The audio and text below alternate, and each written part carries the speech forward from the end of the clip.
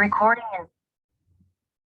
How goes it all? Welcome back to Patterson Properties. Hopefully you guys have a great, exceptional day. Before I get started, as always, we do great 3 free things like share and subscribe. Patterson Properties, what we do, wholesale properties via tax sales, tax liens, and we do the good old marketing via text blast, calling people, mail blasts and all that great stuff for distressed property homeowners. We like to connect with other wholesalers and other investors all at the same time. But today, when it comes to the Midwestern parts of the United States of America, I think Chicago, twin cities like St. Paul and Minneapolis, Minnesota, Cleveland, Ohio, Detroit, Michigan, and of course, Indianapolis, Indiana. Now, am I making this video to deter anyone from moving to the great city of Indianapolis, Indiana? No, because like most cities in the United States, they have their own charm about them. You know, that's a beautiful thing. Heck, I myself own 2 rental properties within the state of Indiana, and I have no complaints thus far. Outside of the winters, the Midwest has some harsh winters, but outside of that, no complaints. According to the article that I read the other day, Central Indiana rental market continued down a familiar path during this year's second quarter.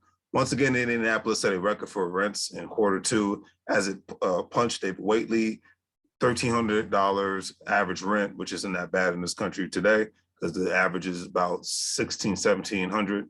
So $1,300 average rent, according to the numbers generated from multiple MLS systems. That's up from $1,358 in Q1 and significantly higher than the same quarter last year, which saw an average rent of $1,296 a month. So the rents are going up, but not dramatically.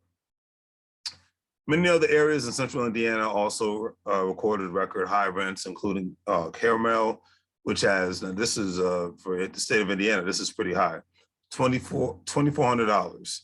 Fishers, $2,100. Noblesville, $1,700, which I think that's about $1,700 to $1,800 a month. That's about the national average for rent right now.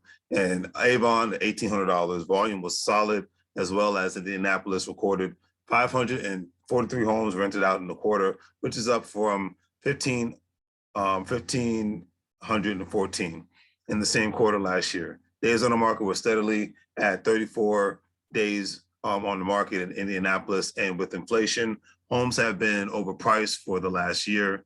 Like I said, 2021 record high, and homes are still high at this moment. They said certain, because the sales have gone down, they're saying certain homeowners are willing to bargain now a little bit more. It's not as outrageous as it was in 2021, but it's been overpriced for the last year, and with the lack of housing across the United States, the need is higher, therefore the demand is higher. Rental housing demand has skyrocketed across the nation, equaling rental costs going up all over the place as well. The article also said that T&H Realty signed nearly 100 leases in the quarter, including 40 in May alone of May 2022. Their average days on the rental homes, the average days on the market were only 14 during the quarter, including just only 8 days in June, which was last month, since we're in July 2022. The article stated that while we were well into July, leasing activity remains robust since we are seasonal market. They expect the activity to fall off as schools begin to start up later this month. Especially, the majority of the Midwest is very seasonal because they have the harshest winters in the country. And I can see that because most families do not want to move during the school year because it makes life a lot harder for the children to switch schools, homes, communities, et cetera. And the fact that rental properties are only staying on the market for 8 days says a lot about how hot the rental property market is in Indianapolis, Indiana, and across the whole state. But with any market, no matter what the economy is looking like, from a positive aspect or a negative aspect, there is always cause for concern. The article ended on this note, stating that a recent article in the Indianapolis Business Journal has raised some concerns. The IBJ reported that Indianapolis lost 5,600 residents between July 2020 and July 2021. This halted the population growth and trend for the city that spanned 2 decades. No immediate conclusions for the drop were provided, as more analysis into the root causes is needed.